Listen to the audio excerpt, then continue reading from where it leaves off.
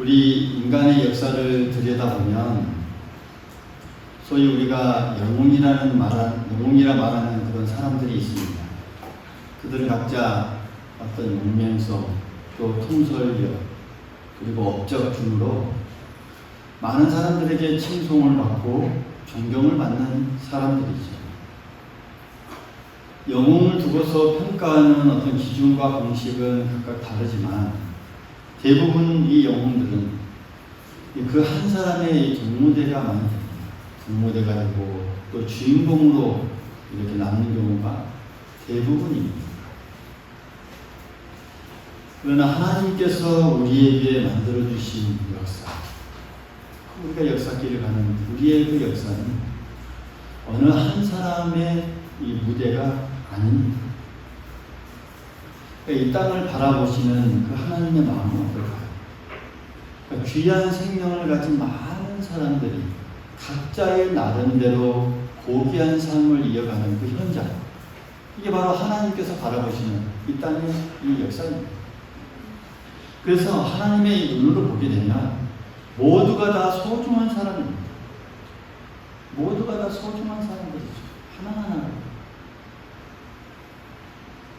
여러분, 역사의 중심은 하나님이시고 또 이 모든 세상의 중심 또한 하나님이십니다. 할렐루야. 따라서 이 하나님은 이 사람의 영웅이 아니라 하나님의 영웅, 하나님의 영웅들이 필요로 하십니다. 하나님의 영웅은 무엇보다도 이 사람의 이 생명의 최대의 이 가치를 가진 이 사람이어야 합니다. 따라서 하나님의 그 생명의 역사를 아름답게 만들어가는 것이죠. 그래서 우리에게 이 최고의 영웅은 바로 예수님께서 계십니다. 그 예수님께서는 이 생명을, 사람의 생명을 이 최대의 가치를 두고 살아가셨고 또 사역하셨습니다. 그래서 이 예수님은 그 영웅의 참 모습이 어떤 모습인지, 바로 이 하나님의 영웅의 모습이 어떤 모습인지 우리에게 잘 보여주셨습니다. 나 한 사람만 생각하는 것이 아니라 다른 이웃을 배려하고 이웃을 위해 희생하는 그 사랑을 베풀 줄 아는 그런 모습을 우리에게 보여주셨죠. 그리고 하나님을 위하여, 다른 사람의 생명을 위하여 자기 자신, 나 자신을 기꺼이 사용할 줄 아는 그런 모습을 우리에게 친히 보여주신 분이 바로 예수님이십니다. 그 예수님은 모든 인류의 그 생명을 구원하시기 위해 그런 위대한 비전을 가지고 구원 사역을 하나하나 해 나가셨습니다. 그런데 예수님은 이 구원 사역을 해 나가시면서 어떤 한 사람만을 세우지 않았습니다. 한 사람만 다 등장시켜서 다 놀랍게 일을 하는 그런 일을 하지 않으셨습니다. 모든 사람이 다 할 수 있는, 그러니까 믿음을 고백하는 모든 사람을 이 예수님을 모델로 하고, 그래서 겸손하고 순수하고 이 맑은 신앙의 진정한 영웅이 될 수 있는 그 길을 예수님께서 만들어 주셨습니다. 모든 사람들이, 신앙을 고백하는 모든 사람들이 하나님 앞에 진정한 영웅으로 나아갈 수 있는 길을 만들어 주신 분이 바로 예수님이십니다. 그 길의 시작이 마태복음 이 16장에 보면 이 베드로의 이 신앙 고백이 있죠. 그래서 베드로가 이 예수님 앞에 신앙을 고백합니다. 그런 후에 이 예수님께서 이 베드로에게 이렇게 말씀합니다. 너는 베드로가 내가 이 반석 위에 내 교회를 세우리니 음부의 권세가 이기지 못하리라. 마태복음 16장 18절의 말씀입니다. 그러니까 내가 이 반석 위에 내 교회를 세우리 라고 하면서 이 반석 위에 교회를 세우겠다 라고 그 길을 열어주셨습니다. 오늘날 이 말씀의 해석을 두고 이 카톨릭 교회는 이 반석을 갖다가 예수님의 그 수제자 베드로로 해석합니다. 그러니까 인간의 이 베드로로 해석해서 잘못된 이 오리에 빠지게 됐죠. 그래서 이 베드로가 초대 교황이 된다고 그들은 주장하고, 그 이어서 이제 교황은 체질로 나아가죠. 왜요? 교회의 반석이 되니까 이렇게 이제 해석을 합니다. 하지만 생각해 보십시오. 한 인간에 불과한 이 베드로, 한 인간에 불과한 베드로 위에 이 교회를 세운다고 해석하는 것, 그건 맞지 않는 것이죠. 어떻게 가능하겠습니까? 그래서 우리 개신교의 해석은 그걸 따르지 않죠. 다르다. 그래서 우리 개신교의 해석은 이 신앙 고백을 제대로 했던, 즉 신앙 고백자 베드로 위에 교회를 세운다, 이렇게 해석합니다. 무슨 말씀이냐면 이 신앙 고백자 이 베드로, 여기서의 이 베드로는 한 인간의 이 베드로만을 가리키지 않습니다. 그러니까 참되게 신앙 고백하는 모든 사람, 그 신앙 고백하는 사람, 그 사람을 가리킵니다. 그러니까 참되게 신앙 고백하는 그 누구든지 다 가리키는 그런 말씀입니다. 그러니까 따라서 오늘날도 이 신앙 고백자 베드로는 계속해서 만들어지고 있는 것이죠. 계속해서 생겨나고 있는 것이죠. 그러니까 누구든지 예수님을 그리스도여 살아계신 하나님의 아들입니다 라고 이렇게 고백하면, 그 고백하는 사람의 인격 위에 하나님의 교회가 만들어진다라는 게 개신교가 나아가고 있는 그런 이 진리입니다. 그래서 이 하나님께서 이 하나님의 영웅이 되는 이 길을 예수님께서 열어주셨습니다. 베드로의 신앙 고백을 통해서 거기서도 열어주는 것입니다. 그래서 이 사람들을 통하여서 하나님의 일을 이루어 가십니다. 이 사람들이 바로 하나님의 영웅이 되어가는 것입니다. 할렐루야. 그렇게 되어 나가는 것이죠. 오늘날 우리 또한 이 신앙 고백을 그대로 이어받아 고백하는 자들입니다. 할렐루야. 그렇게 고백하고 있습니까? 믿습니까? 우리가 이 하나님의 뜻을 실현해 나아간다면 바로 우리가 하나님의 영웅이라는 말씀입니다. 할렐루야. 우리가 영웅으로 나아가는 것이죠. 이 땅의 영웅이 아니라 하나님의 영웅으로 한 걸음 한 걸음 살아가게 됩니다. 이 신앙 고백 위에 우리가 하나님의 뜻을 잘 실천해 나아간다면요, 무엇보다도 하나님의 영웅은 하나님의 뜻 안에서 비전과 계획을 세웁니다.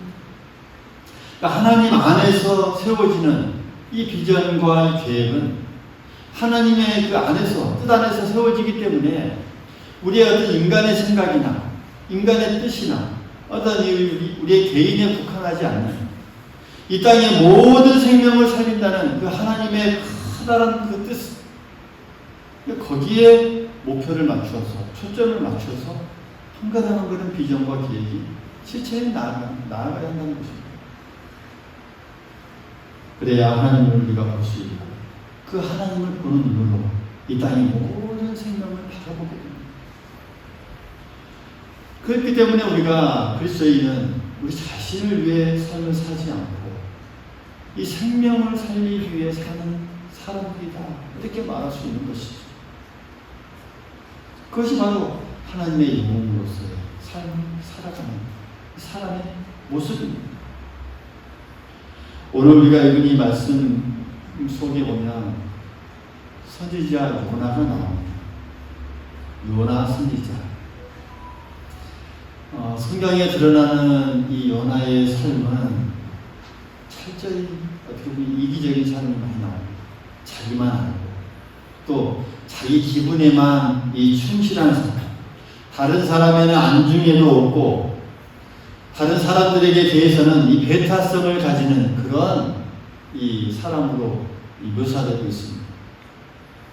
그러니까 이런 삶이 문제가 뭐냐면 하나님의 뜻과는 전혀 반대되는 그런 삶을 살아가는데 거기에 이 문제가 있습니다. 하나님을 믿는데 하나님의 뜻에는 안중에도 없습니다. 하나님을 믿는다고 하지만 하나님의 그 마음 무엇인가 거기에는 아랑곳하지 않습니다. 그래서 요나는 그 하나님과 갈등을 늘 겪는 사람입니다. 니느웨 성을 향한 그 하나님의 그 뜻은 죽어가는 많은 생명을 구원해내는 그런 것이었습니다. 그래서 이것을 위해 하나님께서 이 요나를 불러 세웠습니다. 요나를 불러 세웠어요. 니느웨 성에 사는 그 사람들이 죄를 범하여서 하나님의 심판에 이르게 되었고, 하나님은 거기에 사는 수많은 생명이 이제는 걱정되셨습니다. 그래서 요나를 니느웨로 가서 이 경고의 말씀을 전하라 하셨습니다. 그러나 요나는 우리가 알다시피 어떻습니다. 하나님의 생각과는 달랍니다. 저는 거짓가수. 자신의 생각과 달랐다는 것입니다. 하나님께서 말씀하시라고 하라고 하면 그 생각에 따라야 하는데 자신의 생각만 내세웁니다. 왜 그랬을까요? 이 니느웨는 이스라엘의 큰 원수였습니다. 이스라엘의 원수인 그 니느웨 성이 회개하면 하나님의 심판을 면하게 될 텐데 그것을 기뻐하지 않았던 것입니다. 우리 중에 이런 분들은 없겠지만 정말 믿고 싫어하는 사람이 예수 믿고 천국 가는 것을 싫어해서 전도하지 않는 것과 같은 맥락입니다. 그래서 하나님의 명령을 벗어나 배를 타고 도망치게 합니다. 그러나 요나가 탄 배는 큰 풍랑을 만나게 되었고, 그 풍랑의 원인이 자신이 하나님의 뜻을 거역했기 때문이라는 것을 알게 되는 거나, 그래서 제비를 뽑게 되고, 또 이 사람들에게 자신을 들어서 이 바다에 던지라고 말합니다. 요나는 바다로 던져지게 되고, 하나님은 큰 물고기를 준비해 두셨다가 요나를 삼키게 하죠. 요나는 3일 밤낮을 이 물고기 뱃속에서 지내게 됩니다. 그리고 나서 이 오늘 본문의 이 말씀, 우리가 읽은 말씀은 요나가 이 물고기 뱃속에서 기도하던 내용입니다. 이 2장의 말씀은 그런 내용으로 채워집니다. 그런데 이 기도의 내용을 우리가 자세히 보고 또 이렇게 읽고 묵상하다 보면 참 아이러니하게도 니느웨 성의 이 구원에, 니느웨 성을 구원하고자 하는 하나님의 뜻, 그래서 가라고 하는 그 하나님의 말씀을 듣지 않았죠. 그러니까 니느웨 성의 이 구원에는 아무런 관심이 없었던 이 요나가 이제 자신의 이 구원 문제는 하나님 앞에 애절하게 간구하고 있습니다. 참 아이러니하지 않습니까? 아이러니하지 않습니까? 그 다른 사람의 구원에는 관심도 가지지 않고 있다가 자신이 죽게 되니까 자신의 이 구원해달라고 애절하게 간구하고 있습니다. 그러니까 3절, 4절 말씀에 보면 그런 내용들이 쭉 이어지죠. 그러니까 이 말씀을 쭉 읽다 보면 참 이 양심도 없는 요나다라는 것을 우리가 느끼게 합니다. 니느웨를 위해 말씀을 전하는 그 하나님의 뜻을 무시한 채 도망쳤다.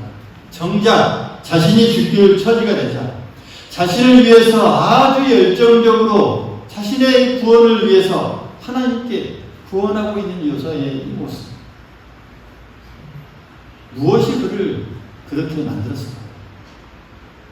무엇이 그를 그렇게 만들었을까? 요나는 하나님의 영웅보다는 사람의 영웅이 되기를 원했습니다. 그게 핵심입니다. 그러니까 원수인 니느웨를 그대로 놔두어서 하나님의 심판을 받게 놔두어버립니다. 하나님의 정권을 위임받는 자기 한 사람에 의해서 그 이스라엘이 그토록 보복하고 싶었던 그 니느웨가 망하게 되면 그 보복이 그대로 이루어질 수 있을 거라고 그는 생각했어요. 그렇게 되면 요나는 이스라엘 사람들에게 영웅이 되는 것이죠. 왜요? 그렇게 무너뜨리고 싶었던 그 니느웨 성이 요나 한 사람으로 인해서 무너졌다라고 하는 것. 그 원수인 하나가 요나로 인해서 망했다라는 그 소리를 듣고 싶었던 것이죠. 요나가 한낱 이스라엘의 영웅이 되는가 아니면 하나님의 영웅이 되는가 하는 것은 요나의 마음이 어느 쪽으로 어떻게 쓰는가에 따라 달려져 있었습니다. 하지만 하나님은 요나가 하나님의 영웅이 되기를 원하셨습니다. 요나가 하나님의 뜻에 순종하고 죽어가는 사람들을 생각하면서 그들에게 하나님의 말씀을 전하고 그의 그 어진 마음을 펼쳐내어서 그렇게 그들에게 다가가면 그는 하나님의 영웅이 될 수 있었습니다. 그래서 요나에게 필요한 것은 자기 마음속에 있는 어떤 이 미움과 이 보복의 심리를 철저하게 버리는 것이었습니다. 오늘 우리도 마찬가지입니다. 하나님께서 우리를 불러주셨습니다. 그리고 하나님의 영웅으로 삼고 싶어 하십니다. 하나님의 그 역사 가운데 그 우리를 세우셨어요. 우리 모두 다 하나님의 영웅으로 삼고 싶어 하십니다. 그러나 우리는 그 하나님의 뜻을 외면하고 있지 않은지 우리가 생각해 보아야 합니다. 내가 못 들은 자, 슬그머니 다른 일을 하려고 하고 다른 일을 또 우리가 하고 있지는 않은지 곰곰이 우리 자신을 하나님 앞에 내어놓고 또 우리가 생각해 볼 수 있기를 간절히 소망하겠습니다. 하나님은 요나에게 다시 한번 기회를 주셨습니다. 요나가 물고기가 이 요나를 육지에 토에 내어놓게 하셨습니다. 하나님은 다시 요나에게 니느웨로 가서 내가 내게 명한 바를 그들에게 선포하라 라고 또다시 말씀하십니다. 마지못해 요나는 니느웨로 가서 이제 40일 후에 이 성읍이 무너진다라는 그 하나님의 말씀을 다 전하게 되죠. 이것을 들은 니느웨 왕은 옷을 벗고 또 굵은 벼옷을 입고 제위에 앉아서 모든 백성에게 금식을 선포하면서 하나님께 부르짖고 또 그들에게 선포하고 명령하죠. 각기 악한 길과 손으로 행한 모든 강포에서 다 떠날 것을 그 백성들에게 이 왕은 선포하죠. 이것을 보신 하나님께서 이제 그 심판의 재앙을 다 거두어 들이십니다. 이로써 수많은 생명을 구원하고자 했던 그 하나님의 뜻이 이 요나의 이 전도 사역을 통해서 이제 이루어지게 됩니다. 이로써 요나는 많은 생명을 파멸의 구렁텅이에서 구해내는 그 전도 사역을 감당하고 이제 하나님의 영웅이 될 법한 그런 사람이 됩니다. 그런데 이 과정을 천천히 바라보는 이 요나의 속이 막 무척이나 쓰리고 편치 못했나 봅니다. 이게 그의 감정을 이제 성경에서는 이렇게 묘사합니다. 이 4장 1절에 보면 우리가 읽지 않았지만 그 4장 1절에 말씀 보면 그의 감정을 이렇게 말씀합니다. 요나가 매우 싫어하고 성내며 그런 과정을 계속 바라보면서 매우 성내고 또 싫어했다라는 이 표현을 합니다. 그것을 보면서 탐탁지 않았던 것이죠. 니느웨성이 구원하고 잘 되는 것을 그가 그냥 이 마음으로 느끼지 않았던 것이죠. 그리고 성경에 나타난 요나의 속마음을 우리가 보면 2절의 말씀을 4장 2절의 말씀을 보면 그런 내용입니다. 내가 이럴 줄 알았습니다. 하나님은 은혜로우시고 자비로우시고 노하기를 더디하시고 인애가 크시고 그래서 뜻을 돌이켜 재앙을 내리지 아니하시는 그 하나님이신 줄 내가 알았는데 정말로 그렇게 하시더군요. 그렇게 하시면 안 됩니다. 뭐 이런 속마음을 그대로 내어놓습니다.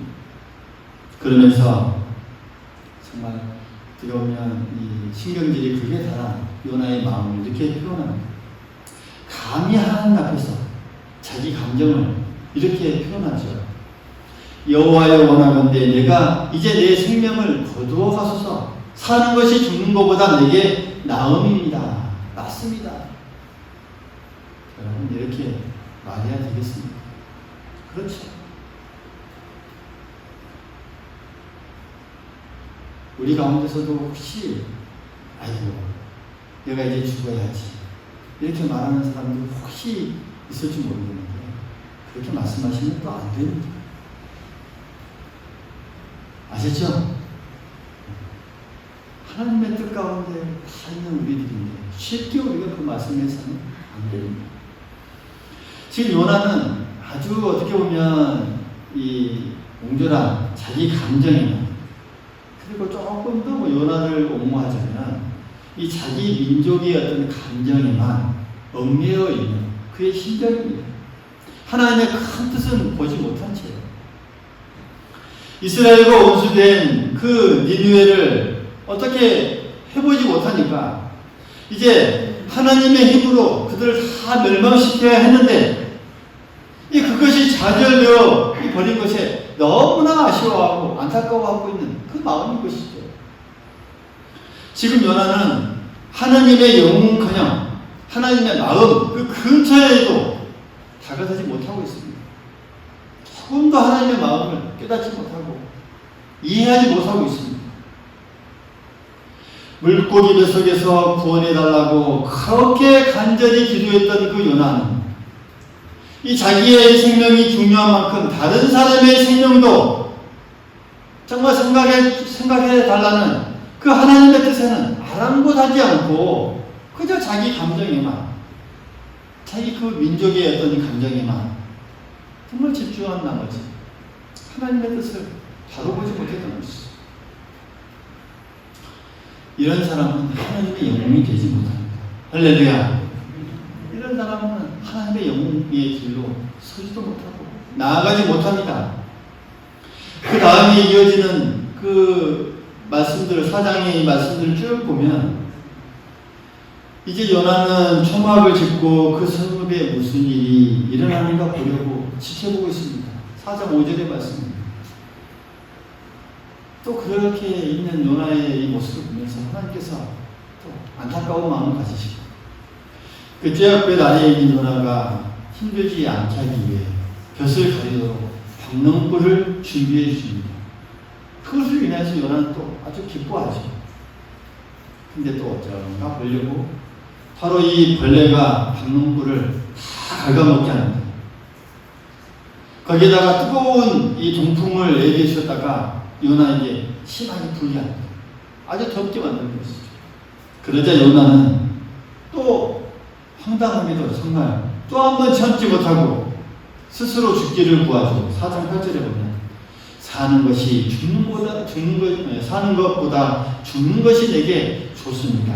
낫습니다. 이렇게 또 하나님께 또 말해요. 정말 이 요나의 어떤 마음인지 요나가 어떤 성격인지 우리가 잘 깨달을 수 있습니다. 그리고 이 요나서의 마지막 말씀으로 하나님은 이렇게 말씀합니다. 내가 수고도 아니하였고 재배도 아니하였고 하룻밤에 났다가 하룻밤에 말라버린 이 박농불을 너가 아꼈거든. 하물며 이 큰 성읍 니느웨에는 좌우를 분별하지 못한 자가 12만여 명이나 된다. 그러니 내가 어찌 그들을 아끼지 아니하겠느냐라고 이 하나님의 깊은 마음을 다시 요나에게 또 품어 알려줍니다. 그리고 더 이상 이야기가 없습니다. 요나는 결국 하나님의 영웅이 되지 못하고 그렇게 끝이 나와버립니다. 사랑하는 성도 여러분, 우리의 이 시각은 상당히 중요합니다. 우리의 생각하는 것, 시각하는 것, 바라보는 것 아주 중요합니다. 성도의 시각, 그리스도인의 시각은 아주 중요합니다. 요나가 아무리 하나님께 기도하고 하나님의 뜻대로 살려고 노력했다 할지라도 그 하나님의 마음에 근접해가는 그 시각을 갖지 못했을 때 그는 억지로 하나님의 도구는 되었을지는 몰라요. 인격적으로 또 신실한 그 하나님의 일꾼은 될 수 없었습니다. 그저 하나님의 사용하신 도구는 될 수 있었겠죠.